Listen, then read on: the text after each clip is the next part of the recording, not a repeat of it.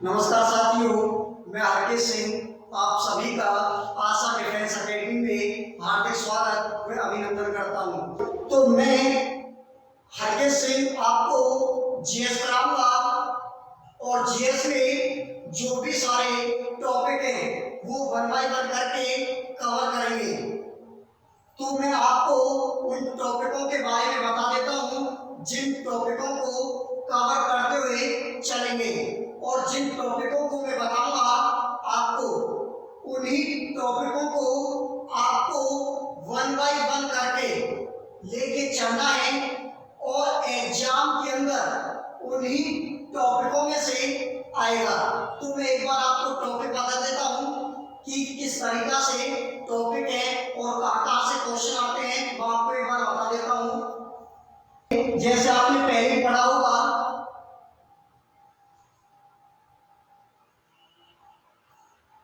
प्राचीन इतिहास। इस प्राचीन इतिहास के अंदर आपके कई टॉपिक हैं। जैसे आपने पढ़ा होगा सिंधु सभ्यता, वैदिक सभ्यता। इसके बाद हम आपको कराएंगे बौद्ध धर्म, जैन धर्म। जो धर्मों के ऊपर टॉपिक होगा बौद्ध धर्म, जैन धर्म, इस्लाम धर्म, ईसाई धर्म, शैव धर्म। उसके बाद जो आपका आगे आएगा वो है मगध साम्राज्य।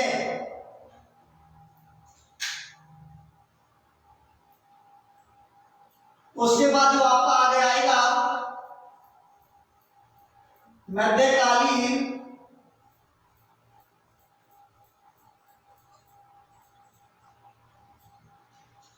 इतिहास। उसके बाद जो आपका आएगा आगे दिल्ली सल्तनत। इसके बाद जो आपका आगे आएगा मुगल काल। उसके बाद जो आपका आगे आएगा आधुनिक काल। इसके बाद संविधान, भूगोल, जो आपकी ज्योग्राफी है, इंडियन ज्योग्राफी और वर्ल्ड ज्योग्राफी। उसके बाद जो आपकी इकोनॉमिक्स है, अर्थशास्त्र, उसमें से भी आपके एक दो क्वेश्चन आते हैं। तो इन टॉपिकों को वन बाय वन करके हम लेके चलेंगे और इन्हीं टॉपिकों को कवर करते हुए और इन्हीं से आपके क्वेश्चन निकल कर चलेंगे। इन्हीं टॉपिकों में से आर्मी के अंदर क्वेश्चन आते हैं, पहले भी आए हुए हैं और मैं अब भी आशा करता हूं और आपको विश्वास दिलाता हूं मैं आपको उसी तरीके से स्टडी कराऊंगा ताकि 99% आपको क्वेश्चन यहां से कवर हो। तो चलिए हम आपको टॉपिक स्टार्ट कराते हैं। तो जो आपका पहला टॉपिक होगा वो होगा आधुनिक काल यानी मॉडर्न हिस्ट्री, आधुनिक इतिहास।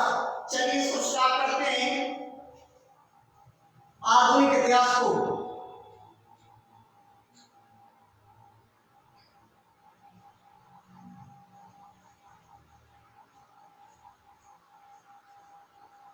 आधुनिक इतिहास को टॉपिक को स्टार्ट करते हैं।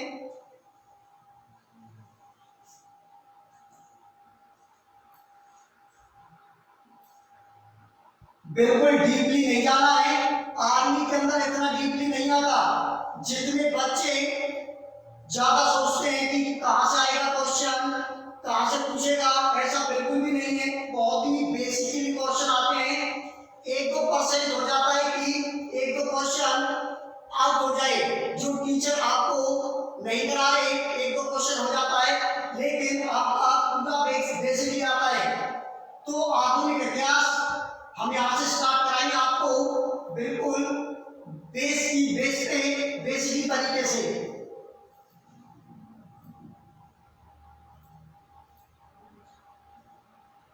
देखिए, जैसा कि आपने पहले पढ़ा भी होगा, 1492 में क्या हुआ था? क्रिस्टोफर कोलंबस ने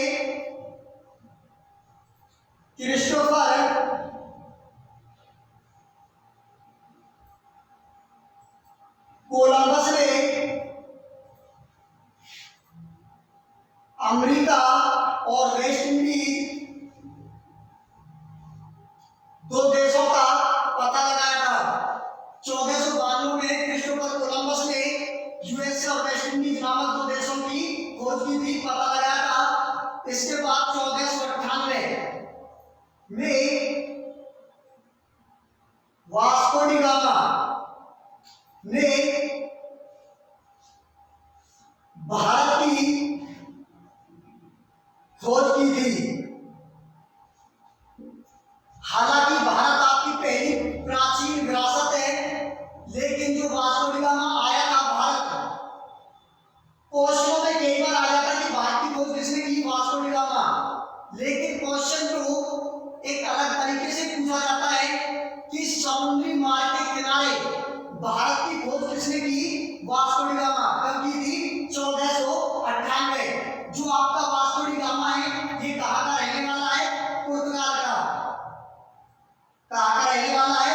पुर्तगाल का। आर्मी में कई बार पूछ लिया जाता है कि वास्को डी गामा किस देश से संबंध रखता था?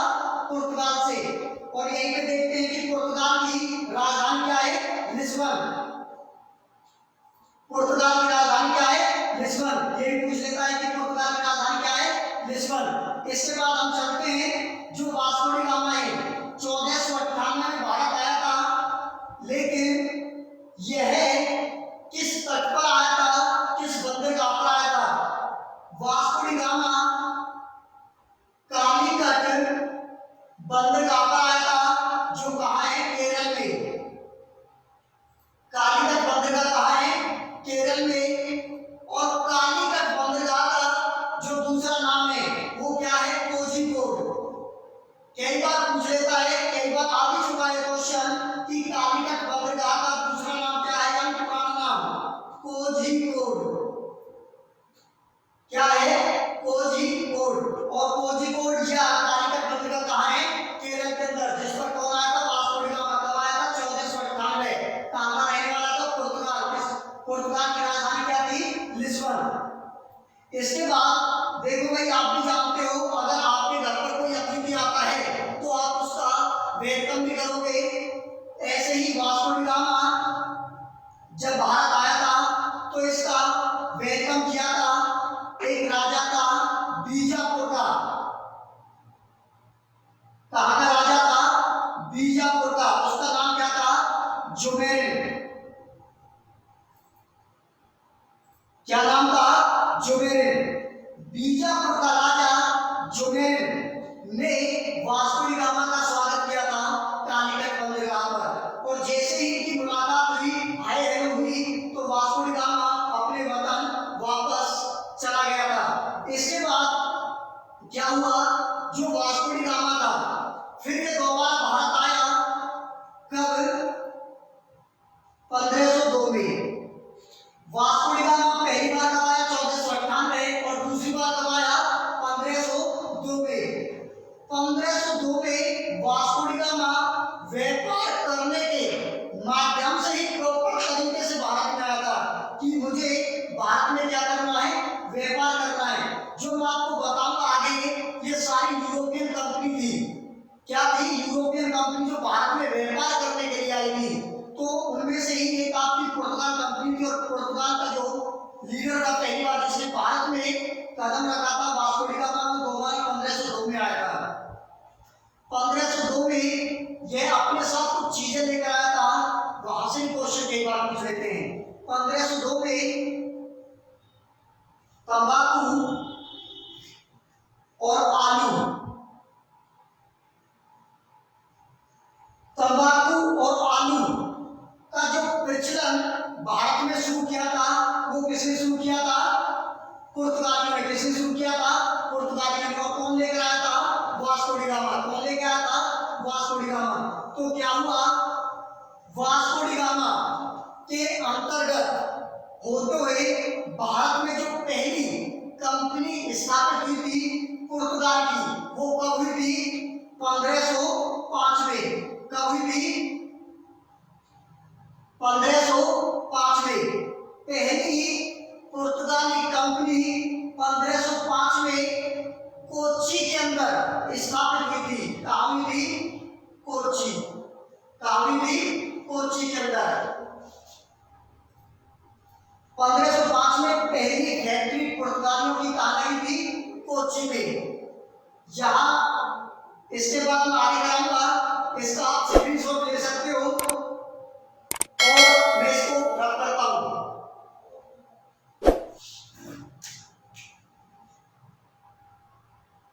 वन बाई वन करके पढ़ना है आपको, बिल्कुल वन बाई वन करके।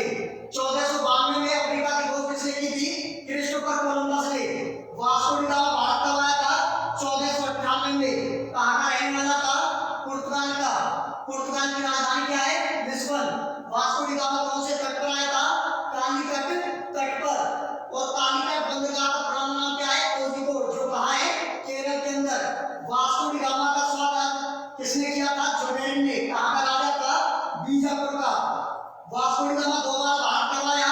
1502 में। जो अपने साथ तंबाकू और आलू के कुछ बीज लेकर आया था और भारत में इसी की पैदावार सबसे जो शुरू की थी, सबसे ज्यादा जो चलाई थी, वो किसने चलाई थी? पुर्तगालियों ने। इसके अंतर्गत वास्को डी गामा के अंतर्गत। इसके बाद 1505 में जो पहली फैक्ट्री लगी थी पुर्तगाल की, कहाँ लगी थी? कोच्चि के अंदर। इसके बाद मैं आपको आगे कराता हूं, देखिए।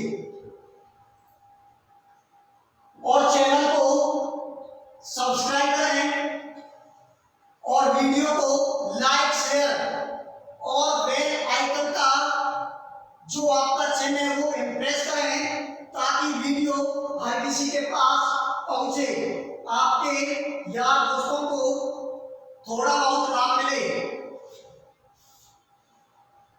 इसी तरह आपकी वीडियो चलती रहेगी, क्वेश्चन कराते रहेंगे। मोस्ट इंपोर्टेंट क्वेश्चन है, देखिए आगे क्या होता है। जो पहली पुर्तगाल की कंपनी लगी थी कोच्चि के अंदर, कब लगी थी? 1505 में। ओनली बेस पढ़ेंगे, डीपली नहीं जाएंगे। आर्मी के लिए ही करा रहा हूं बस, ओनली आर्मी के अंतर्गत। आप भी देख सकते हो, पिछले पेपर देख सकते हो, ताकि अपने यार दोस्तों को पूछ सकते हो कि पेपर कैसे आता है, कैसे नहीं आता, वो आपको बता देंगे। इन्हीं से क्वेश्चन फंस रहे हैं, इन्हीं से, बिल्कुल। तो देखिए 1505 में जो फैक्ट्री लगी थी वो कहाँ लगी थी? कोच्चि। और वीडियो को ज्यादा से ज्यादा शेयर और चैनल को सब्सक्राइब करें ज्यादा से ज्यादा। तो देखिए, जब भाई कंपनी भारत में लगी तो इसके लिए कोई ना कोई लीडर भी चाहिए, चाहिए या ना चाहिए? मेरा तो चाहिए, अधिकारी तो चाहिए। तो 1505 में जो पहला पुर्तगाली गवर्नर बना था, पहला पुर्तगाली गवर्नर, वो कौन बना था?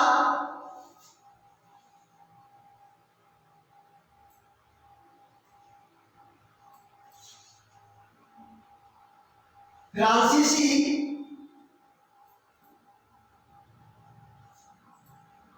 De Almeida. फ्रांसीसी डी अल्मेडा पहला पुर्तगाली गवर्नर कोच्चि के अंदर बना था, लेकिन इसका शासनकाल जैसे ही समाप्त होता है 1509 को, 1509 में इसका शासनकाल समाप्त हो जाता है, तो दूसरा पुर्तगाली गवर्नर, दूसरा अधिकारी कोच्चि के अंदर बनता है। उसका नाम क्या होता है? Alfonso de Albuquerque.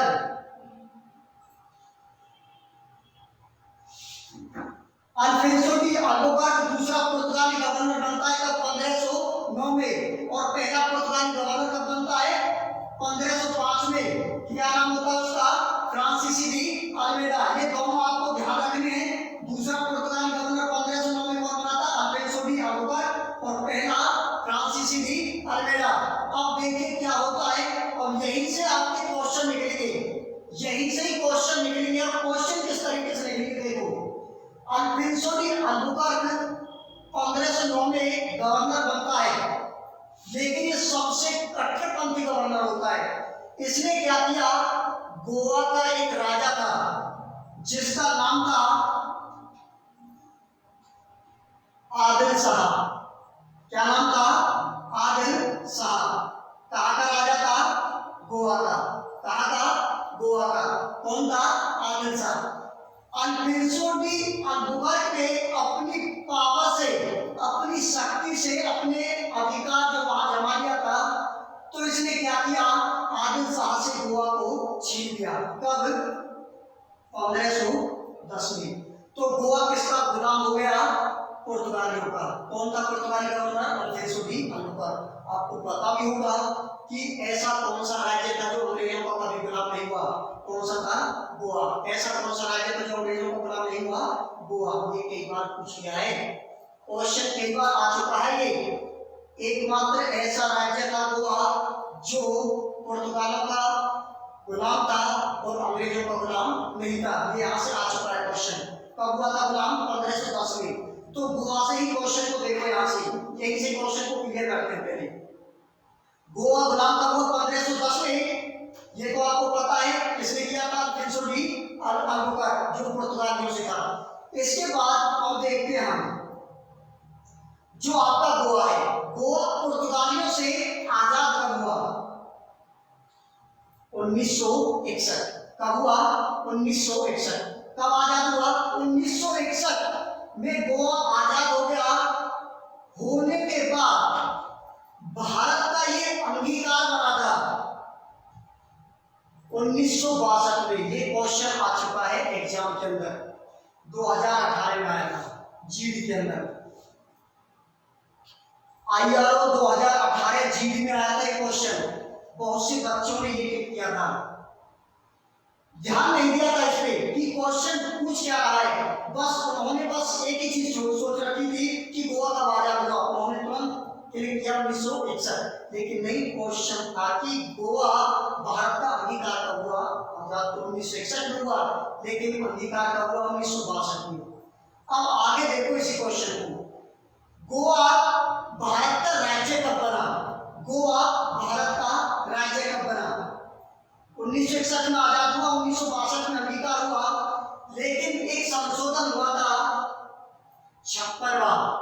कौन सा संशोधन, 56वां संशोधन हुआ 1987। 56वां संशोधन 1987 में हुआ था और 25वां राज्य घोषित कर दिया गया था। कौन सा, गोवा। गोवा राज्य कब बना, 1987। कौन से संशोधन से, 56वें संशोधन से। कौन सा राज्य था, 25वां। और गुलाम कब हुआ था, 1510 में। आजाद कब हुआ, 1961 में। और अंगीकार कब हुआ, अंगीकार का मतलब होता है किसी भी चीज को पूर्ण रूप से लागू नहीं करना, ठीक है। ये भारत ने इसको दर्जा नहीं दिया था राज्य का, ठीक है। राज्य का दर्जा कब मिला था, 1987 में। यहाँ तक क्लियर। इसका एक बार आप फोटो क्लिक करिए, उसके बाद मैं आगे कराता हूँ। और चैनल को सब्सक्राइब करके चले भाई, वीडियो को शेयर लाइक, ताकि आपके सहारे से हमारा भी हौसला बना रहे। और सभी बच्चों के पास इस वीडियो को ज्यादा से ज्यादा सेंड करें, शेयर करें, ठीक है भाई, ताकि आपके सहारे से किसी दूसरे का भी भविष्य क्लियर हो। कर लिया भाई। 1505 में पहली पुर्तगाल कंपनी कहाँ लगी थी, कोची। पहला पुर्तगाली गवर्नर फ्रांसीसी डी अल्मेडा। 1509 में दूसरा पुर्तगाली गवर्नर अल्फोंसो डी अल्बुकर्क। बहुत ही कट्टरपंथी था। गोवा गुलाम कब हुआ था, 1510 में। किससे छीना था, आदिल शाह से। गोवा आजाद कब हुआ था पुर्तगालियों से, 1961 में। भारत का अंगीकार कब हुआ, 1962 में। और आया हुआ क्वेश्चन है। और राज्य कब बना था, 1987 में। कौन से संशोधन से, 56वें संशोधन से। और कौन से नंबर का राज्य था, 25वें नंबर का राज्य है, ठीक है भाई। तो आगे देखते हैं भाई, बिल्कुल इंटरेस्ट के अनुसार आप पढ़ते रहो। टेंशन मत लो कि क्या होगा, पेपर कैसे आएगा, जो हम पढ़ रहे हैं क्या वो आएगा या नहीं आएगा, काफी टाइम से मेहनत कर रहे हैं, बिल्कुल चिंता मत करो। आपने एक शेर सुना होगा, एक शायरी छोटी सी सुनाता हूं, कलाम की है, मायूस मत होना जिंदगी में, कभी भी तेरा वक्त बदल सकता है, दिल में होगा हौसले हो बुलंद तो अखबार बेचने वाला कलाम बन सकता है। तो जनाब दिल में आग रखिए, हौसलों को बुलंद रखिए, किसी की मत सुनिए, अपनी सुनो बस, अपनी अपनी जिस तरीके से जिस रास्ते पे जा रहे हो उसी रास्ते पे चलते रहिए, एक ना एक दिन आपको मंजिल जरूर मिलेगी, मैं आपको विश्वास दिलाता हूँ। विश्वास के साथ और पढ़ाई के साथ अगर आप बने रहेंगे तो बिल्कुल आप कामयाब रहेंगे। तो चलिए हम आगे कराते हैं। तो कहाँ तक हुआ था, गोवा आजाद हो गया, राज्य बन गया। तो आगे देखते हुए बहुत सारी यूरोपियन कंपनियां आई थी भारत के अंदर। आपने सुना होगा ईस्ट इंडिया कंपनी, ब्रिटिश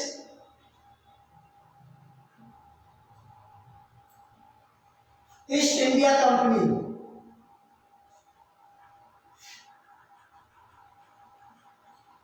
कई बार ये भी लिख लिया, आपके में नहीं आएगा। ब्रिटिश ईस्ट इंडिया कंपनी, आपने नाम बहुत ही अच्छी तरीके से सुन रखा होगा और आया हुआ मैं बताऊंगा आपको, आगे देखिए। ब्रिटिश ईस्ट इंडिया कंपनी को परमिशन कब मिली थी व्यापार करने की, 1600 ईस्वी में। अब ये क्वेश्चन आ चुका है कि British east India company Bharat कब आई, 1600 ईस्वी में। कब आई, 1600 ईस्वी में। लेकिन ब्रिटिश ईस्ट इंडिया कंपनी का जो पहला नागरिक था जिसने भारत में पहली बार व्यापार किया था, जो अंग्रेज आया था ब्रिटिश ईस्ट इंडिया कंपनी का जहांगीर के दरबार में, वो कब आया था, 1608 में। ब्रिटिश ईस्ट इंडिया कंपनी का पहला नागरिक यानी भारत में पहला अंग्रेज जो जहांगीर के दरबार में आया था। और भी क्वेश्चन बनेंगे आगे, मैं बताऊंगा उनको, क्लियर करूंगा। जहांगीर के दरबार में जो पहला अंग्रेज आया था 1608 में, वो कौन आया था, विलियम हॉकिंस। कौन आया था, विलियम हॉकिंस। विलियम हॉकिंस व्यापार करने के माध्यम से 1608 में किसके दरबार में आया था, जहांगीर के दरबार में। किसके दरबार में, जहांगीर के दरबार में। उसी टाइम पे इसी का शासनकाल चल रहा था। आपने सुना होगा मुगल काल का राजा था, अकबर का पुत्र था जहांगीर, जिसका जो वास्तविक नाम था वो था सलीम। क्या नाम था, सलीम। इससे करवाएंगे, वन बाय वन करके चलेंगे, दिक्कत मत लो, ठीक है भाई। विलियम हॉकिंस 1608 में जहांगीर के दरबार में आया था व्यापार की परमिशन मांगने के लिए।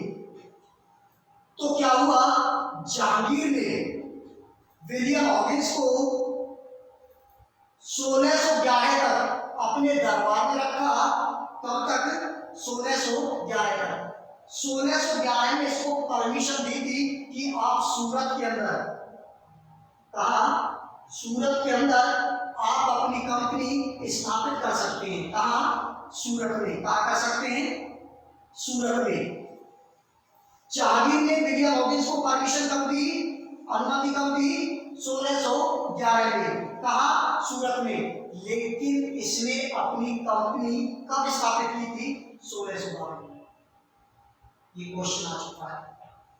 1612 में पहली अंग्रेजों की कंपनी कहाँ लगी थी, सूरत में।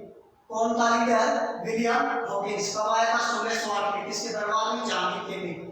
परमिशन कब मिली थी, 1611 में। ब्रिटिश ईस्ट इंडिया कंपनी कब आई, 1600 ईस्वी में। इसके बाद क्या हुआ, जैसे ही विलियम हॉकिंस को परमिशन मिली तो फिर एक दूसरा नागरिक जहांगीर के दरबार में आया था। उसका नाम क्या था, देखो, थॉमस हल। कब आया था? 1615 में। क्या नाम था? थॉमस रॉय। क्या नाम था? थॉमस रॉय 1615 में जहांगीर के दरबार में आया था। किसके दरबार में? जहांगीर के दरबार में, व्यापार करने के माध्यम से। लेकिन थॉमस रॉय को जहांगीर ने अनुमति कब दी थी व्यापार करने की? 1619 में। लेकिन थॉमस रॉय ने अपनी कंपनी 1619 में स्थापित कहाँ की थी? बंगाल में, पश्चिम बंगाल के अंदर। कहाँ की थी?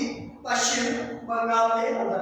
जो भी सारी कंपनी स्थापित हुई थी वे सभी समुद्री रास्ते, समुद्री तट के किनारे हुई थी, ताकि आयात और निर्यात बहुत ही आसान तरीके से हो सके। अब क्वेश्चन आएगा कि ब्रिटिश ईस्ट इंडिया कंपनी का भाई 1600 ईस्वी में पहला अंग्रेज कौन आया? जहांगीर के दरबार में विलियम हॉकिंस। तब 1608 में। परमिशन कब मिली? 1611 में। कहाँ के लिए? सूरत के लिए। कंपनी कब लगाई? 1612। थॉमस रॉय कब आया जहांगीर के दरबार में? 1615। और इसको परमिशन, अनुमति कहाँ मिली थी कंपनी लगाने की? बंगाल में। कब? 1619 में। यहां तक हुआ क्लियर? छोटा सा और देखो, 2-3 लाइन और है यहीं से ही जो आपकी आती है। देखो भाई क्या होता है। विलियम हॉकिंस जहांगीर के दरबार में आया था पहला में 1608 में। लेकिन एक ऐसा अंग्रेज था जो भारत में पहली बार आया था, लेकिन उसने कहीं भी व्यापार शुरू नहीं किया था। उसको ना कोई परमिशन मिली थी, ना वो कहीं भी उसको कोई अनुमति नहीं मिली। लेकिन जो पहला अंग्रेज था जो आया था किसी के दरबार में नहीं, वो कौन था? Royal Fitch. कौन था? Royal Fitch. क्या नाम था? Royal Fitch.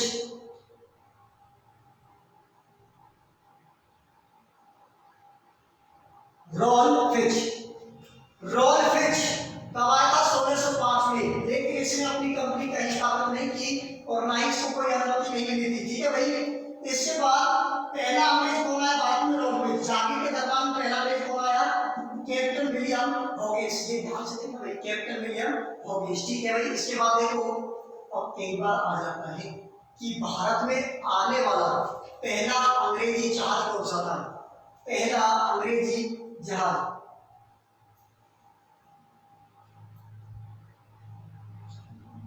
पहला जो अंग्रेजी शिप था उसका नाम क्या था?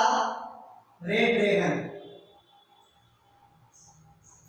क्या नाम था? Red dragon. ध्यान से देखो भाई, अंग्रेजी जहाज पहला भारत में आने वाला रेड ड्रैगन। पहला अंग्रेज 1605 में रॉयल फिच। जहांगीर के दरबार में कौन? Captain William Hawkins. तो ये हुआ आपकी ईस्ट इंडिया कंपनी ने जो स्थापित किया था अपना। ठीक है भाई। हम आगे भी कराएंगे और कई यूरोपियन कंपनी है जो एग्जाम में कई बार पूछ लेते हैं, तो इसको आप नोट करो, फिर मैं इसको रब करके आगे करता हूं। इसी तरीके से पढ़ाते चलेंगे।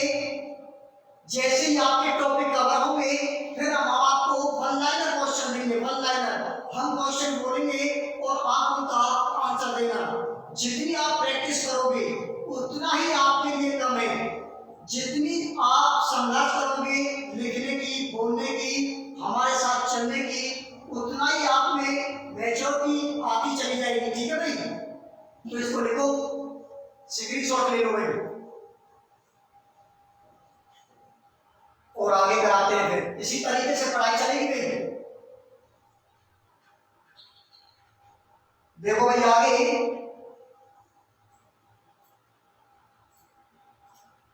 किसी भी क्लास में आप दिक्कत मत लेना भाई।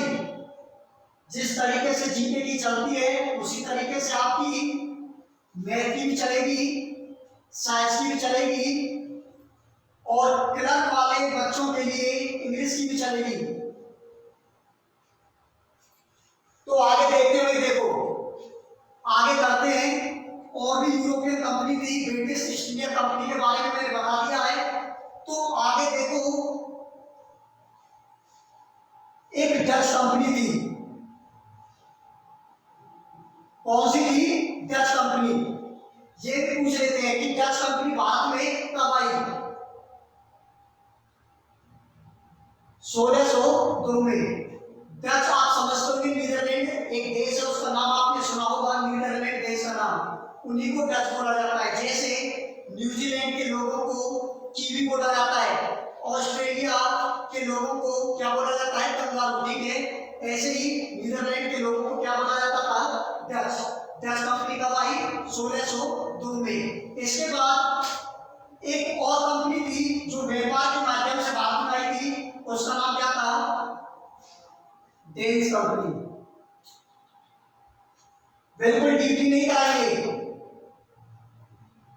ये क्लास ओनली आते तो क्वेश्चन और भी एग्जाम में, लेकिन ये सबसे जो मोस्ट इंपोर्टेंट क्लास है आर्मी के लिए है, जो आर्मी की तैयारी कर रहा है काफी टाइम से, और उन्हीं के लिए बहुत ही इंपोर्टेंट क्लास है, बहुत ही इंपोर्टेंट क्वेश्चन चल रहे हैं, ठीक है भाई। तो इसीलिए वीडियो को ज्यादा से ज्यादा शेयर करें। डेन्स कंपनी भारत कब आई? 1616 ईस्वी में। कब आई थी? 1616 ईस्वी में। इसके बाद आपकी गई फ्रेंच, एक कंपनी है फ्रेंच।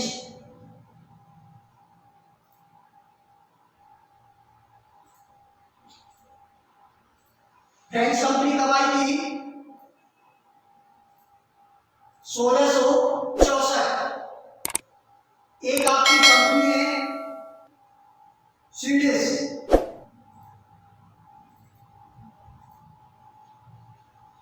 वो कब आई थी? 1731। जैसे ईस्ट इंडिया कंपनी 1600 ईस्वी में आई, ऐसे ही डच कंपनी 1602 में आई, डेन्स कंपनी 1616 में, फ्रेंच कंपनी फ्रांसीसी 1664 में, और स्वीडिश कंपनी, स्वीडिश यानी स्वीडन, एक देश आपका स्वीडन, उस वो कंपनी का भाई 1731 में। डायरेक्ट एग्जाम में क्वेश्चन पूछा जाएगा, डायरेक्ट बिल्कुल। अब मैं आपको कहूं कि यहाँ डीपली में आपको कराऊं तो उससे आपको कोई बेनिफिट नहीं है। हाँ, अगर जो प्रिपरेशन कर रहा है, जैसे एचएसएससी कर रहा है, एसएससी कर रहा है, अलग अलग डिपार्टमेंटों की कर रहा है, उनके लिए तो डीपली क्वेश्चन हो सकते हैं कि डच कंपनी का पहला नागरिक कौन भारत आया था, कंपनी कब लगी थी, डेन्स कंपनी का अलग ही, फ्रेंच कंपनी का अलग ही, स्वीडिश कंपनी का अलग ही, लेकिन इससे आपका कोई लेना देना नहीं है। बस आपके लिए यही बेसिकली तरीके से चलता रहेगा, ठीक है भाई। तो ये नोट करो, फिर आगे चलते हैं। देखो भाई, टेंशन मत लो, जिस तरीके से आप पढ़ रहे थे कोई दिक्कत नहीं है, लेकिन आप इस तरीके से अगर मेहनत करोगे तो कहीं ना कहीं आपको, मुझे लगता है, इतना लाभ मिलेगा, इतना लाभ मिलेगा, आपका सिलेक्शन कहीं भी कोई रोकने वाला नहीं है। तो इसी तरीके से तैयारी करते रहो जिस तरीके से यहाँ पे हम कराते हैं, ठीक है भाई। तो आगे देखो,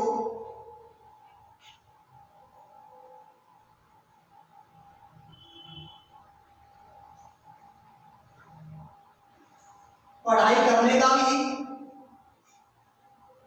एक मेथड है, तरीका है, वो भी हम आपको बताएंगे।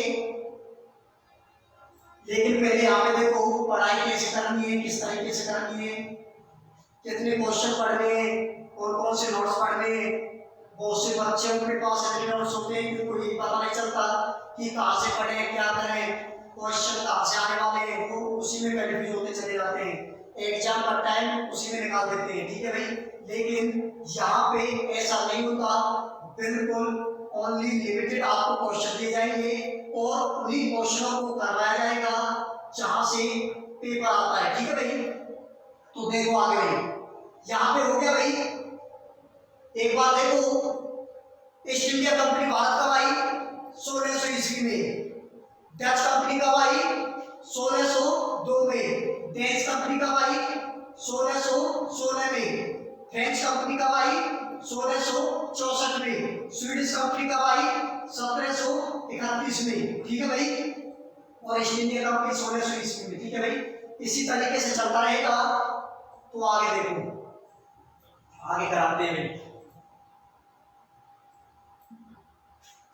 अब भारत जो गुलाम हुआ था वो तो आपको भी पता है, ब्रिटिश ईस्ट इंडिया कंपनी ने भारत को गुलाम किया था। इसने अपना व्यापार बहुत ही ज्यादा बढ़ा लिया था, इतना बढ़ा लिया था, लोगों को मजबूर कर दिया था अपने अंदर काम करने के लिए। ठीक है भाई, तो ज्यादा डीपली नहीं है, अगर हम आपको ज्यादा डीपली पढ़ाएंगे तो कोई बेनिफिट नहीं होगा। ठीक है भाई, आप भी शायद क्लास को इग्नोर कर दो। तो देखते हैं भाई आगे क्या होता है। जो आपकी ब्रिटिश ईस्ट इंडिया कंपनी है,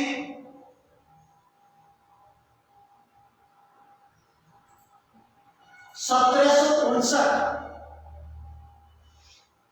के दशक में अपना रोल प्ले करती है भाई। ठीक है भाई, 1759 के टाइम पे इतनी company, British east India company इतनी फैल जाती है, इतना व्यापार करना शुरू कर देती है, जो दूसरी कंपनियां होती हैं उनको भगाने के लिए मजबूर कर देती है। होता भी यही है। ठीक है भाई, तो 1759 में क्या हुआ, जो मैंने आपको बताया था डच कंपनी आई थी। ठीक है भाई, एक युद्ध हुआ था वेदरा का। कौन सा युद्ध हुआ था? वेदरा का युद्ध। वेदरा का युद्ध किसके बीच हुआ था? डच और अंग्रेजों के बीच। कब हुआ था? 1759 में। तो अंग्रेजों ने डचों को भगा दिया था। डचों और अंग्रेजों के बीच वेदरा का युद्ध हुआ था तब 1759 में। तो 1759 में किसका पतन हुआ था? डचों का। ठीक है भाई, इसके बाद क्या होता है, फिर एक और युद्ध होता है 1760 को। कब होता है? 1760 में। 1760 में कौन सा युद्ध होता है? बॉडीवाश का युद्ध। बॉडीवाश का युद्ध। बॉडीवाश का युद्ध कब होता है? 1760 में। ये किसके बीच होता है? फ्रांसीसी और अंग्रेजों के बीच। किसके बीच होता है? अंग्रेजों के बीच। तो अंग्रेजों जो अंग्रेज थे, अंग्रेजों ने किसको पराजित किया था? फ्रांसीसियों को। तो कई बार आ जाता है कि फ्रांसीसियों का पतन भारत से कब हुआ? 1760 में। कौन से युद्ध में? बॉडीवाश के युद्ध में। डचों का पतन कब हुआ? 1759 में। कौन से युद्ध में? वेदरा के युद्ध में। ठीक है भाई, इस तरीके से जो अंग्रेज थे उन्होंने कंपनियों को, जो दूसरी कंपनी थी उनको भगाना शुरू किया था। किसी को युद्ध करके भगाया था या किसी पे इतना प्रेशर डाल दिया था, उन्होंने खुद ही हाथ जोड़ लिए थे कि भाई हम यहाँ से जा रहे हैं कि आप ही व्यापार करो। ठीक है, तो इस तरीके से यहाँ से निकाल दिए थे। फिर किसने राज किया था? अंग्रेजों ने ही राज किया था। ठीक है भाई, वन बाय वन करके चलेंगे। इसी तरीके से आपकी पूरी मॉडर्न हिस्ट्री कवर होती चली जाएगी, कहीं से भी एक क्वेश्चन आपसे नहीं छूटेगा। और जो ये बीच में डेट है जो ये रहती है आगे कवर होगी। ठीक है, कोई मुगल काल में जो डेट बची हुई है वो वहां कवर होगी। ठीक है, कोई कहीं कवर होगी। बिल्कुल आप दिक्कत मत लेना।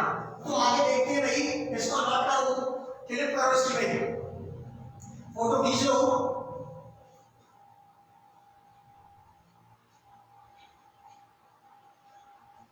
तो इसी तरीके से क्लास चलती रहेगी। ठीक है भाई, कोई प्रॉब्लम नहीं होने वाली आपको। और देखिए मैं आपको एक चीज बता देता हूं भाई, जो बच्चा काफी टाइम से मेहनत कर रहा है, फिजिकल कर लेता है लेकिन रिटर्न में रह जाता है, बस एक ही कमी के कारण रहता है वो, कि वो पढ़ाई तो करता है और पूरी मेहनत से पढ़ाई करता है और टाइम भी देता है उसको, लेकिन एक लॉजिक के अनुसार वो पढ़ाई नहीं करता, एक टाइम के अनुसार वो पढ़ाई नहीं करता। ठीक है भाई, जैसे मैं आपको बता देता हूं, बहुत से बच्चे राम सिंह यादव उठा लेते हैं, क्लियर कर देते हैं।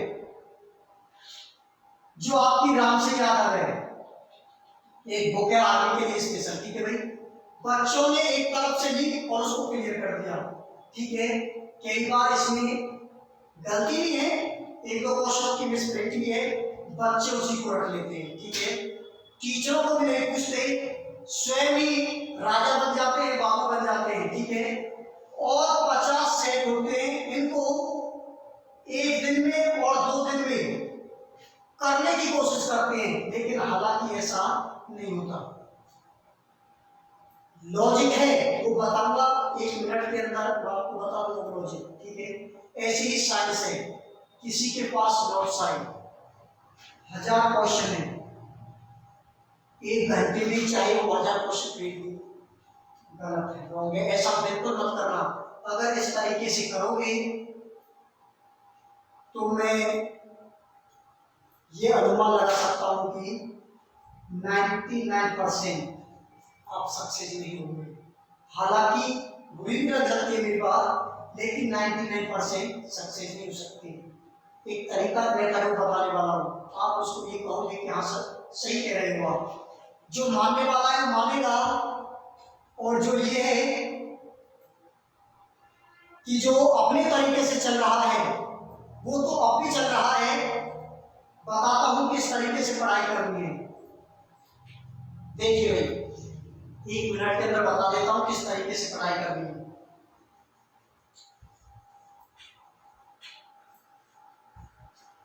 देखिए भाई, आपने जीएस के नोट्स लिए, साइंस के नोट्स लिए, और जो क्लर्क वाले हैं उन्होंने इंग्लिश के लिए, मैथ के लिए, रीजनिंग तो आपकी इतनी इंपॉर्टेंट है नहीं, 2-4 क्वेश्चन आते हैं वो कवर हो जाते हैं। देखिए भाई, जो आपकी जीएस है, बच्चों के पास नोट्स होते हैं, ठीक है। 1 घंटे का टाइम लेना है आपको, और 1 घंटे में आपको कम से कम 30 से